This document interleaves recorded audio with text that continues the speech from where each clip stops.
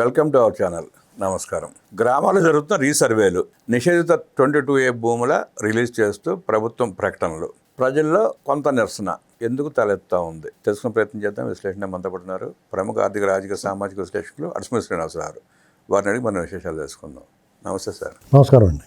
జగన్మోహన్ రెడ్డి రీసర్వేలు పేరిట అవకతవకలకు పాల్పడి సరిహద్దులు నిర్ణయించి తన ఫోటోలతో ముద్రించుకున్న సరిహద్దులను పాతాడు. ఆనాడే రైతులు తిరగబడ్డారు. కుటుంబ ప్రభుత్వం వచ్చినాక అవన్నీ తీసి సరి చేస్తూ ఉంది. ఇప్పుడు రీసర్వే చేస్తూ ఉంది, సరి చేసుకుంటూ వస్తూ ఉంది. 22A జాబితాలో ఉన్న భూములు కూడా రిలీజ్ చేసుకుంటూ వస్తూ ఉంది. అయినా ఇంకా కొంత నిరసన తెలియజేస్తున్నారు. అసంతృప్తి ఉంది ప్రజల్లో. ఎందుకంటారు, ఎలా చూస్తారు? ఇప్పుడు యాక్చువల్గా ఈ భూములు, అసైన్డ్ భూములు, చుక్కల భూములు ఇవన్నీ ఉంటాయి చూసారా, గ్రామ కంటాలో వీటితో పెద్ద సమస్య ఉంటుంది. సాధారణంగా రైతుల భూములకి భూమి డాక్యుమెంట్లో నెంబర్ ఉంటుంది, ఇన్ని సెంట్లు భూమి ఉంది అనేటువంటిది ఉంటుందండి. అయితే కొన్ని చోట్ల ఆ భూమి లేదు, నీకు డాక్యుమెంట్లో ఉన్నంత భూమి అక్కడ ఉండదు. లేదా కొన్ని చోట్ల మీ కొంచెం ఎక్స్ట్రా భూమి ఉంటుంది. దాదాపు ఇలాంటిది 25,000 ఎకరాల భూమి మిస్. అది ఏ కారణం జరిగిందో, పూర్వం కర్ణాలు ఉండేవారు, లింకులు ఉండేవారు, అసలు డాక్యుమెంట్ ఎవడు పట్టించుకునేవాడు కాదు.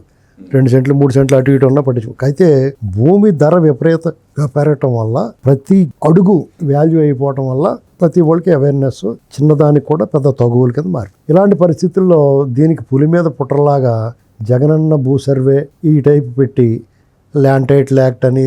యాక్చువల్గా ల్యాండ్ టైటిల్ యాక్ట్ మంచిదే. ఒకసారి మీ భూమి మీదన్న తర్వాత ఇంక దాని మీద హరిహర బ్రహ్మరుద్రాదులు వచ్చినా దాన్ని ఫ్రాడ్ చేయడం ఉండదు. కానీ ఇతను ఏం చేసాడు, తనకు అనుకూలంగా మార్చుకుని జ్యుడిషియల్గా దానికి ఇది లేకుండా చేసేసేటప్పటికి అందరూ భయపడిపోయారు. ఎందుకంటే నిజంగా జగన్మోహన్ రెడ్డి అధికారంలోకి వచ్చుంటే ఇప్పుడు తమ్మినేని సీతారాం ఏం చేశాడు, అది ట్రైల్ వేసాడు అతను. అవును, జగన్మోహన్ రెడ్డి భూ సర్వే అదేంటి ల్యాండ్ టైటిల్ యాక్ట్కి ఒక ఎగ్జాంపుల్ అది. ఆ టైప్ అందరిది చేసేద్దరు. అందులోనూ చాలామంది స్థానికంగా లేకుండా ఉన్న వాళ్ళకి కొంతమంది భూములు ఉంటాయి, వ్యవసాయ భూములు ఉంటాయి, నివాస స్థలాలు ఉంటాయి, ఇవన్నీ ఉంటాయి. వాళ్ళు ఎక్కడెక్కడ ఉద్యోగాలు చేసుకుంటాం, లేకపోతే వేరే చోట స్థిరపడతారు, వాళ్ళ సొంత ఊళ్ళో భూములు అన్ని దొబ్బేద్దరు. ఇప్పటికీ కూడా దేవాలయ భూములు ఉంటాయి, దేవస్థానం భూములు ఉంటాయి, గ్రామ కంటాలు ఉంటాయి, అసైన్డ్ భూములు ఉంటాయి, ప్రభుత్వ భూములు ఉంటాయి. వాటిని కొంతమంది ఆక్రమణలో ఉంటాయి, కొన్ని వాటిని రెగ్యులరైజ్ చేస్తూ ఉంటారు. అసైన్డ్ భూములు కూడా అలా అమ్ముకోవడానికి ఉండేది కదా, దానికి ఒక వెసులుబాటు ఇచ్చారు. ఇవన్నీ చేసుకున్న తర్వాత 22Aలో పెట్టేశారు. కొన్ని ఉద్దేశపూర్వకంగా దుర్మార్గంగా 22Aలో పెట్టిన భూములు ఉన్నాయి కొన్ని. వాటిలన్నింటినీ తీసేస్తామని చెప్పారు, తీసేస్తున్నారు కూడా. వరుస పెట్టి తీసుకుంటాం. ఇప్పుడు కైకలూరులో అక్కడ తీసేస్తూ ఉన్నారు. అయితే ఈ లోపుగా ఏమవుతుందంటే, ఇప్పుడు మళ్ళీ రీసర్వే, గ్రామాల్లో రీసర్వే పెట్టారు కదా. రీసర్వే పెట్టినప్పుడు ఆ సమస్య, ఈ రీసర్వే వల్ల దాదాపు 90% రైతులకు ఇబ్బంది అవుతుంది. ఇది ఎలా వస్తుందంటే, భూములు విస్తీర్ణం అంటారు కదా, ఆ విస్తీర్ణం కానీ హద్దులు రికార్డులో తేడాలు రావడంలో రైతులు ఏం చేస్తున్నారంటే ఎంఆర్ఓ కార్యాలయాలకి వెళ్ళటం, సర్వేల చుట్టూ తిరగటం, ఇవన్నీ జరుగుతూ వచ్చింది. ఈ తిరిగి కార్యక్రమంలో మీకు ఒక ల్యాండ్ పట్టుకెళ్ళి, ఒరే బాబు ఇదిగో మా నెంబర్ ఇది ఉంది, మాది చూసి పెట్టండి, దాన్ని ఇది రెగ్యులరైజ్ చేయడం, అది దీనికి ఒక పట్టా ఇవ్వండి, పాస్బుక్ ఇవ్వండి అంటే వాళ్ళు చచ్చినవారు. వాళ్ళు చిటికలో పని అది, కానీ వాళ్ళు చేయరు, చెప్తా ఉంటారు. దానికి కారణం ఏంటి, ఎక్కువ సార్లు తిప్పిన తర్వాత ఆటోమేటిక్ ఇసుకొచ్చి ఏదోటి తీసుకుని చేయండి బాబు అని ఆ పరిస్థితి తీసుకొస్తారు. ఇదంతా కూడా వాళ్ళు తీసుకున్న జీతానికి పనిచేయాలి, కానీ చచ్చినా చేయరు. ఇది అందరూ ఎదుర్కొంటారు సమస్య. కాదని చెప్పమనండి ఎవరన్నా. Major issues revenue శాఖతోనే.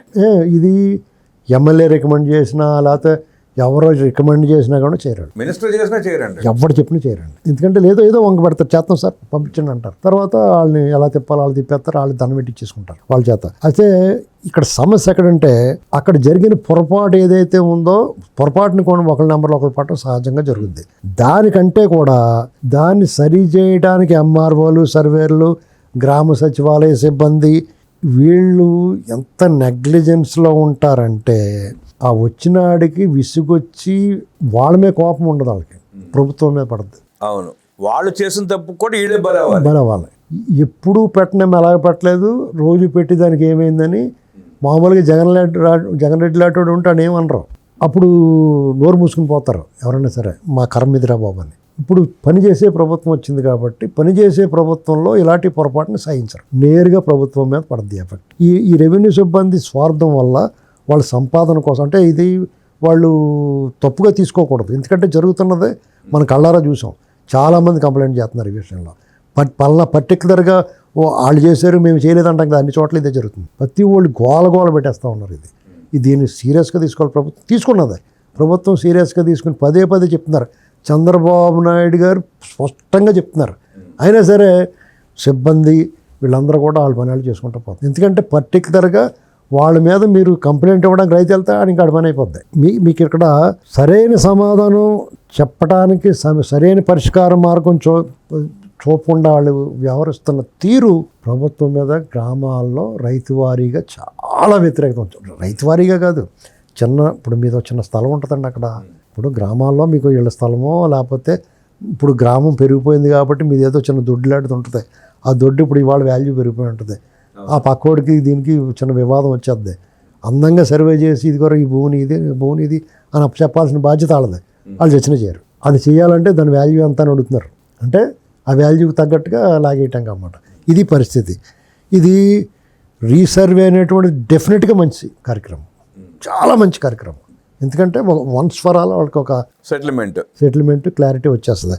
అయితే ఇది వీళ్ళ రెవెన్యూ సిబ్బంది వ్యవహరిస్తున్న తీరు వల్ల ప్రభుత్వానికి ఇది నెగిటివ్గా మారి లోకల్ బాడీ ఎలక్షన్ ముందు దీన్ని సరి చేసుకోకపోతే చాలా ఇబ్బంది ఎదురవుద్ది. దీని మీద పూర్తి స్థాయిలో కాన్సన్ట్రేట్ చేయాలి. దీని పరిష్కారం ఏంటి చెప్పమంటారా? నా దగ్గర ఉంది పరిష్కారం.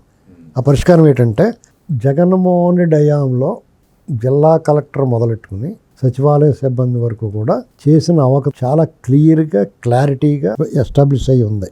ఏంటి 23 జిల్లాల కలెక్టర్ల మీద కోర్టు ఎన్జిటీలో వీళ్ళు ఇమీడియట్గా విజిటింగ్ అయిపోవాలి. వాళ్ళ మీద కేసులు నమోదు వాళ్ళని బాధ్యులను చేయాలి. వాళ్ళని అలా బాధ్యులను చేసి క్లియర్గా రూపాయి తీసుకోకుండా పని చేయకపోతే మీరు అందరూ లోపల పోతారని చెప్పేసి కూర్చుని వాళ్ళని బతిమాలి కాదండి, ఎవరైనా ఏమైనా బెదిరించి పని చేయించుకోవాలి. ప్రజల మేలు కోసం, ప్రజల కొరకు, ప్రజల చేత ఎన్నుకోబడిన ప్రభుత్వం ప్రజల కొరకు అవసరమైతే వాళ్ళు తప్పు చేసిన దాన్ని అడ్డం పెట్టి మీరు నోరు మూసుకుని ఈ పని చేయకపోతే మీ పని ఇలాగ వద్దని అవసరమైతే బెదిరించినా సరే చేయించాలి. మీరు చేసినప్పుడు మీరే సర్దిద్దండి, ఇమీడియట్గా అయిపోవాలి. ఆ విషయంలో ఇప్పుడు అలా ఊరుకుంటాం. లేదంటే మీరు అందరూ లోపల పోతారు. ఈ పని చేయాలి. ఏంటి సమాజ హితం కోసం. వాళ్ళు కూడా పోలేరా బాబు మమ్మల్ని వదిలేశారని చేసేది మంచిదే కదా, వాళ్ళు ఏం చెడు చేయమంటలేదు కదా. ఇప్పుడు లేకపోతే ఆడు భూమి దొబ్బి ఈడు భూమి దొబ్బి లేకపోతే లంచాలు తీసుకుని మా పంపించంటే అది వేరే కదా ఏంటండి. కాబట్టి ఈ పని చేయడానికి ఏమాత్రం ప్రభుత్వం వెనకాడకూడదు. ఇది ఒక వార్నింగ్ బెల్ లాంటిది. ఇప్పుడు ప్రభుత్వం అర్జెంటుగా సర్వే చేయించుకోవాల్సింది ఏంటంటే గ్రామాల్లో రెవెన్యూ సిబ్బంది వల్ల ఏ ఇబ్బందులు ఎదుర్కొంటున్నారు అనేటువంటిది. కనీసం గ్రామానికి 10 మందిని ఎదుర్కొంటున్నారు. ఇది మినిమం. అది ఎంత ఎఫెక్ట్ అవుద్ది అనేటువంటిది రేపు స్థానిక ఎన్నికల్లోనే మనకు రిజల్ట్ కనపడుద్ది. దీని నుంచి వలన 2 రకాల ఉపయోగం. ఒకటి, స్థానిక ఎన్నికల్లో డెఫినెట్గా లబ్ధి పొందుతారు, ఎందుకంటే ఆల్రెడీ అధికారంలో ఉన్నారు, పథకాలు వెళ్తున్నాయి కాబట్టి. కానీ మరింత మెరుగైన ఫలితాలు వస్తాయి. ప్రజలకి రాబోయే రోజుల్లో ఈ ప్రభుత్వం పట్ల ప్రజలు కృతజ్ఞత, అమ్మయ్య ప్రశాంతంగా మనకి చేసి పెట్టారా బాబు, ఇబ్బంది లేకుండా చేశారనేటువంటిది పాజిటివ్ దృక్పథం ఏర్పడుద్ది. లేదంటే మనసులో అభిమానం, పార్టీ ఇప్పుడు అధికారంలో ఉన్న పార్టీల మీద అభిమానం ఉన్న వాళ్ళు కూడా ఎవడైతే సఫరర్ ఉన్నాడో, ఎవరైతే ఇబ్బంది పడుతున్నారో, అది భూమి రేటు పెరిగిపోవడం వల్ల అది లక్షల్లో ఉంటుంది నష్టం. వాళ్ళు అది తీసుకోలేరు. చిరాకు వస్తే పైగా మనం అధికారంలో ఉండి కూడా చేసుకోలేకపోతాం అనేటువంటిది ఇంకా బాధ కలిగిస్తుంది. దీనికి ఉదాహరణ నా ఫ్రెండ్ ఒకటిది ద్వారకా తిరుమల దగ్గర ల్యాండ్ ఉంది. పాస్బుక్లో విఆర్ఓ తప్పు నెంబర్ ఏదో వేసాడు. 4 నెలల నుంచి తిరుగుతున్నాడు వాళ్ళ చుట్టూతా. నెంబర్ సరి చేయండి అంటే ఇదిగోరా అదిగోరా. హైదరాబాద్లో ఉంటాడు, అక్కడ ద్వారకా తిరుమల చుట్టూ తిరగాల్సి వస్తుంది. వాడికి ఇసుకొచ్చి వాడు మాట్లాడుతున్నాడు, ప్రభుత్వం ఏం చేస్తుంది అంటాడు. ప్రభుత్వం ఏం చేద్దాయా, విఆర్ఓ తప్పు చేస్తే ప్రభుత్వం ఏం చేస్తుంది అంటే ప్రభుత్వాన్ని బట్టే కదా విఆర్ఓ అంటాడు. అట్లా అయిపోయింది అక్కడ గ్రామాల్లో. అదే మన చోట్ల ఇప్పుడు ఇలాగే ఉందండి. వాళ్ళు ఏమంటాం లేదు, ఏమన్నా అంటే వాళ్ళ సంఘాలు గంగాలు ఇప్పుడు మనకి మాట్లాడితే కూడా మామూలుగా ఇలాగంటున్నారు అంటారు. కానీ ఒకసారి తరచు చూసుకోండి, కనీసం మీరు ఒకవేళ మనం ఎంకరేజ్ చేయకూడదు లంచాలని, పని మాత్రం చేసి పెట్టండి నేను తీసుకున్నారు కానీ ఆ పని కూడా చేయట్లేదు సరిగా. మీరు చెప్పిన దానికి ఉదాహరణ, గత 5 సంవత్సరాల్లో జీతాలు ఇవ్వకపోయినా ఏం చేయకపోయినా ఉద్యోగులు ఎవరు మాట్లాడలే. మళ్ళీ ఇటీవల 3 రోజుల నుంచి బొప్పరాజు వెంకటేశ్వర లాంటి వాళ్ళు మాట్లాడుతూ మొదలుపెట్టారు, మాకేం జరగట్లేదు, మాకు అన్యాయం జరిగిపోయిందని. ఎందుకు మాట్లాడరు? అతను అన్ని రకాలుగా మాట్లాడిస్తాడు. వీళ్ళంతా బాగా చేసిన ఇప్పుడు రాష్ట్రం ప్రశాంతంగా ఉంది, అయినా ఇప్పుడు రెవెన్యూ డిపార్ట్మెంట్లో వీళ్ళు ఉద్యోగులు చేసే అవకతవకలు కదా ప్రభుత్వం బ్లేమ్ అవుతుంది. వాళ్ళకి ఏం లోటు చేశారు ప్రభుత్వం? ఇదిగా ప్రభుత్వం కూడా పెడతంతో పాటు అవసరమైతే గట్టిగా దండించాలి. ఆనాడు 30,000 కోట్ల రూపాయలు బకాయిలు పెట్టినా పోలీసులకు టీఎల్డీలు రూపాయలు మాట్లాడలా. ప్రభుత్వం వచ్చినాక 20,000 కోట్ల రూపాయలు పైన రిటర్న్ చేసి చెల్లిస్తే ఇవాళ మాట్లాడుతున్నారు వచ్చి మాకు అన్యాయం జరుగుతూ ఉందని. మాట్లాడతారండి. ఇప్పుడు మీరు అంతానే పెట్టండి, వాళ్ళు లోటుపాట్లు ఉంటాయి. లోటుపాట్లు లేకుండా ఎందుకు ఉంటాయి? ఉత్తనే ఎందుకు మాట్లాడతారు. మీరు ఏం చేయాలంటే దాన్ని అదుపు చేయాలి.